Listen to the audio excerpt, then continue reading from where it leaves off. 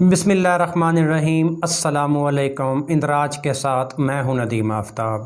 دوستو، سال کے آغاز میں ایرانی کمانڈر جنرل قاسم سلیمانی کی ہلاکت، چین میں پھیلنے والے کرونا وائرس، امریکہ میں جنم لینے والے نسلی فسادات اور اب کئی ملکوں پر ٹڈی دل کا حملہ، آخر 2020 کا قہر کہاں تھمے گا؟ جائزہ لیں تو معلوم ہوگا کہ جنرل قاسم سلیمانی کی ہلاکت نے مشرق وسطیٰ میں کشیدگی کو ہوا دی، تو دوسری طرف کرونا وائرس نے عالمی سیاست کی بساط ہی الٹ دی۔ تو ایسے میں کئی محاذوں میں گھرے امریکہ میں نسلی فسادات نے جنم لے لیا، جس کی شدت کا اندازہ اس بات سے لگایا جا سکتا ہے کہ 25 سے زائد شہروں میں کرفیو لگانا پڑ گیا۔ لیکن 2020 کے قہر کی کہانی یہیں ختم نہیں ہوتی، بلکہ اب اس سے ایک قدم آگے بڑھ کر کئی ملکوں میں ٹڈی دل نے حملہ کر دیا ہے، جس سے غذائی قلت کا خدشہ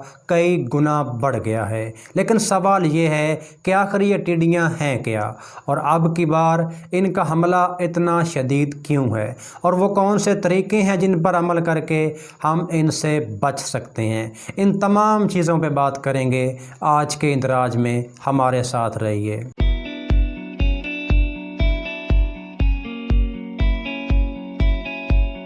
اس سے پہلے کہ ہم ٹڈیوں پر تفصیل سے بات کریں، ایک چھوٹا سا کلپ دیکھتے ہیں جس نے دنیا بھر کے سائنسدانوں، فوڈ سیکیورٹی ایکسپرٹس اور خفیہ ایجنسیوں کو ورطۂ حیرت میں ڈال رکھا ہے کہ کیا آتنکیوں کے بعد بھارت میں ٹڈیوں والی سازش کر رہا ہے پاکستان،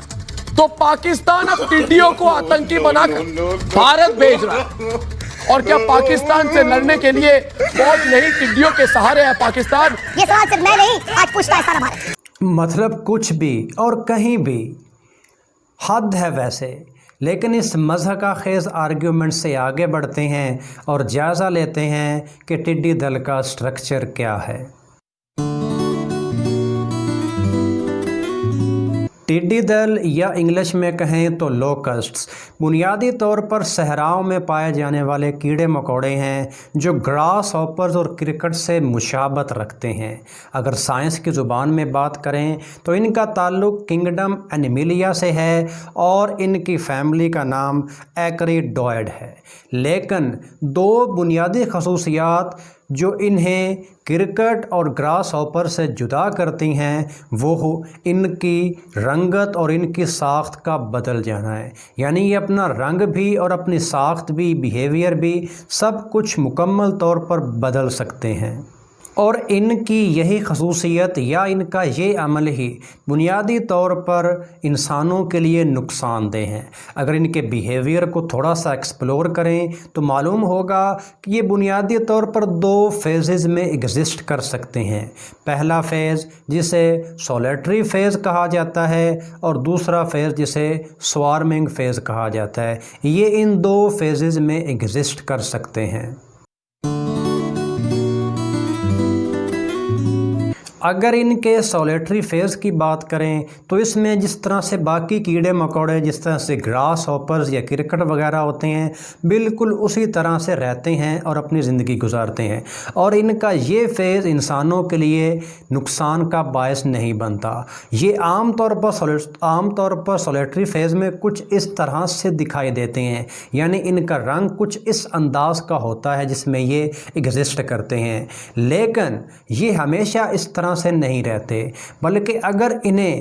کسی بھی علاقے میں، کسی بھی جگہ پر سوٹیبل ماحول مہیا آ جائے، یعنی کچھ ایسے عوامل اس ماحول میں پیدا ہو جائیں، تو یہ اپنے دوسرے فیز یعنی سوارمنگ فیز میں داخل ہو جاتے ہیں،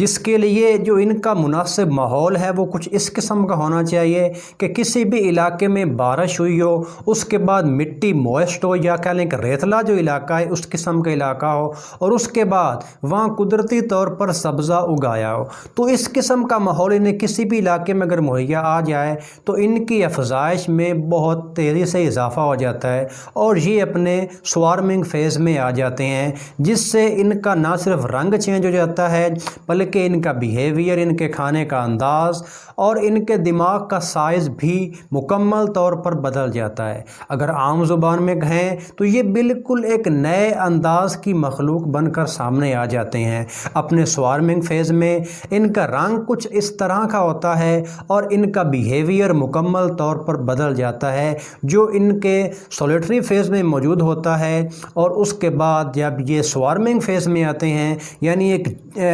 اکٹھ کی شکل میں، ہجوم کی شکل میں یا جھنڈ کی شکل میں آتے ہیں تو یہ مکمل طور پر اپنا رویہ اور عادات کو بدل دیتے ہیں، اور یہ ان کا فیز بہت زیادہ نقصان کا باعث بنتا ہے۔ ان کے سوارمنگ فیز سے متعلق جو ایک دلچسپ پہلو ہے وہ یہ ہے کہ اس فیز میں وہ اپنی زندگی کے کسی بھی حصے میں آ سکتے ہیں۔ اگر کوئی ایک ریکوائرمنٹ ان کی ہے تو وہ فقط اس ماحول کا مہیا آ جانا ہے۔ جس بھی عمر میں، جس بھی ایج میں ان کو وہ ماحول مہیا آئے گا وہ اپنے سوارمنگ فیز میں آ جائیں گے۔ اب ہم اس چیز کا جائزہ لیتے ہیں کہ یہ آخر کتنا نقصان پہنچا سکتے ہیں۔ تو اس میں ایک بنیادی بات یہ ذہن میں رکھیے کہ جب یہ سوارمنگ فیز میں آ جاتے ہیں تو یہ آلموسٹ سب کچھ کھا سکتے ہیں، یعنی ہر وہ سبز چیز جس میں کہہ لیں کہ لیوز شامل ہو سکتے ہیں، سبزیاں شامل ہو سکتی ہیں، فروٹس ہو سکتے ہیں، فصلیں ہو سکتی ہیں، یا اس قسم کا جو بھی باقی میٹیریل ہے یہ سب کچھ کھا سکتے ہیں۔ تو اس سے آپ کو اندازہ بنیادی طور پر ہوگا کہ یہ کتنا زیادہ نقصان پہنچا سکتے ہیں۔ اور جب یہ سوارمنگ فیز میں آتے ہیں تو جو ایک اس میں یعنی ایک ٹڈی ہوتی ہے وہ اپنے یعنی جتنا اس کا وزن ہوتا ہے، چاہے وہ آپ کہہ لیں کہ 2 سے 6 گرام، اتنا وہ کھا سکتی ہے۔ اب بظاہر تو یہ ہندسہ بڑا چھوٹا سا ہوتا ہے معلوم، لیکن اگر اس سے ذرا آگے بات کریں تو جو ان کے جھنڈ میں موجود تعداد ہے وہ آپ کو حیران کر دے گی، اور ان کے جو جھنڈ ہوتے ہیں ان کی لمبائی، ان کی چوڑائی وہ بھی بہت زیادہ ہوتی ہے۔ عام طور پر ان کا ایک جھنڈ کئی کلومیٹر تک پھیلا ہو سکتا ہے، جس طرح سے کہ ابھی پاکستان پہ اس نے حملہ کیا ہے تو ایک محتاط اندازے کے مطابق مختلف علاقوں میں ان کا جو ایک جھنڈ ہے وہ 6 کلومیٹر لمبا اور 2 سے 4 کلومیٹر چوڑا ریکارڈ کیا گیا ہے۔ یعنی اس سے آپ اندازہ لگا سکتے ہیں کہ کتنی بڑی تعداد میں یہ ایک ساتھ حملہ آور ہوتی ہیں، لیکن یہ ان کا ایک محتاط اندازہ، اس سے بڑے جھنڈ بھی ان کے ہو سکتے ہیں۔ اور افریقہ میں لاسٹ ایئر میں جو ایک جھنڈ آیا تھا اس کی لمبائی بہت زیادہ ریکارڈ کی گئی تھی، 460 مربع میل، یعنی وہ جھنڈ جو افریقہ میں آیا تھا اس کی لمبائی اور چوڑائی 460 مربع میل ریکارڈ کی گئی تھی، اور ایک محتاط اندازے کے مطابق اس میں 40 سے 80 ملین تک ٹڈیاں موجود تھیں۔ ایک مربع میل میں 150 ملین تک ٹڈیاں بھی ہو سکتی ہیں، اور یہ ایک دن میں اتنی خوراک کھا سکتی ہیں جو 25,000 سے 35,000 انسان کھا سکتے ہیں۔ تو اس سے آپ کو اندازہ ہو چکا ہوگا کہ ان کا نقصان کتنا بڑا ہو سکتا ہے اکنومیکلی۔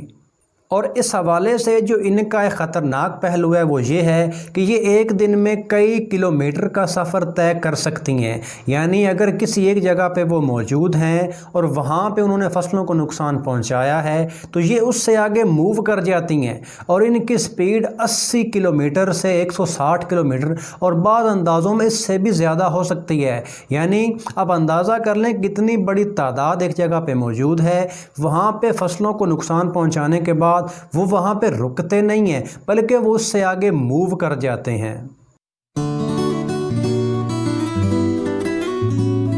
اب ہم جائزہ لیتے ہیں کہ اب تک پاکستان میں ٹڈی دل نے کتنا نقصان پہنچایا ہے۔ تو سب سے پہلے اس بات کو سمجھ لیں کہ پاکستان میں یہ جو جھنڈ ہے یہ بیسیکلی افریقہ سے ہوتا ہوا ایران کے راستے پاکستان میں داخل ہوا ہے، اور اب تک پاکستان کے 60 سے زائد اضلاع میں یہ آ چکا ہے۔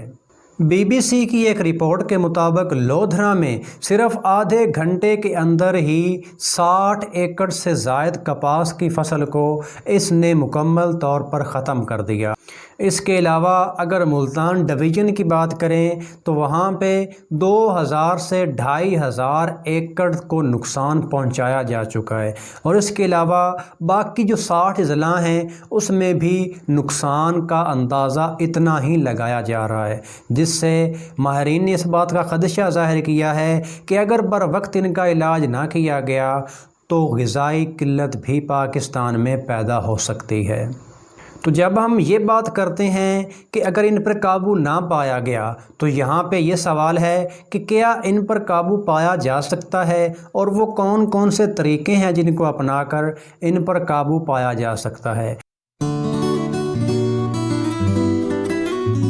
اس میں جو سب سے پہلا سب سے مشہور میتھڈ ہے وہ ہے سپرے کا استعمال، یعنی کسی بھی قسم کے پیسٹی سائڈ جو ہیں وہ آپ اگر ان پہ چھڑک دیں، چاہے وہ ہوائی جہاز کے ذریعے یا ہیلی کاپٹر کے ذریعے، تو یہ وہاں سے ختم ہو جاتے ہیں۔ لیکن اس میتھڈ میں جو ایک سائیڈ ایفیکٹ ہے وہ یہ ہے کہ اس سے ان کے ساتھ ساتھ فصلوں کو بھی نقصان پہنچنے کا اندیشہ ہوتا ہے۔ تو یہ میتھڈ زیادہ ایکسیپٹیبل اور زیادہ جو آپ کہہ لیں کہ اس کو استعمال نہیں کیا جاتا، کیونکہ وہ فصلیں جن پر وہ سپرے کیا جائے گا وہ بعد میں انسانوں نے استعمال بھی کرنی ہے، تو اس سے ان کی صحت پر نیگیٹو ایفیکٹس پڑنے کا اندیشہ موجود رہتا ہے۔ اس کے علاوہ یعنی کہ پیسٹی سائڈز کے استعمال کے علاوہ جو ایک میتھڈ جو ہسٹوریکلی تھرو آؤٹ انسان استعمال کرتا آیا ہے وہ ہے شور کا استعمال۔ لوکسٹ بنیادی طور پر شور سے دور بھاگتی ہیں، یعنی کسی بھی جگہ پر ان کو شور سنائی دے گا تو وہ اس علاقے سے بھاگ جائیں گی۔ لیکن اس میں بھی جو سائیڈ ایفیکٹ ہے وہ یہ ہے کہ وہ شور چاہے وہ ہارنز ہوں یا اس کے علاوہ کوئی شور ہو، وہ ایک محدود علاقے میں محدود سے وقت تک ہی بجایا جا سکتا ہے۔ تو اگر ایک علاقے سے آپ ان کو باہر نکالنے کی کوشش کریں گے تو وہ کسی اور علاقے میں جا کے آپ کہہ لیں کہ یا کہ فصلوں کو نقصان پہنچانا شروع کر دیں گے۔ تو یہ میتھڈ بھی زیادہ استعمال نہیں ہو رہا۔ اس کے علاوہ جو ایک بہت ہی انٹرسٹنگ میتھڈ ہے وہ یہ ہے کہ ان کو بطور خوراک استعمال کیا جائے۔ جی ہاں، یہ بات ہو سکتا ہے کہ تھوڑی سی حیرت کا باعث آپ کے لیے ہو کہ آخر یہ چھوٹی چھوٹی ٹڈیاں کس طرح سے خوراک میں استعمال کی جا سکتی ہیں۔ تو اگر ان کے سائنس کے حوالے سے ان کی میتھس کا جائزہ لیں تو اس میں 70% تک پروٹین موجود ہوتا ہے، جو کسی بھی چیز کو آپ کہہ لیں کہ ایز اے فوڈ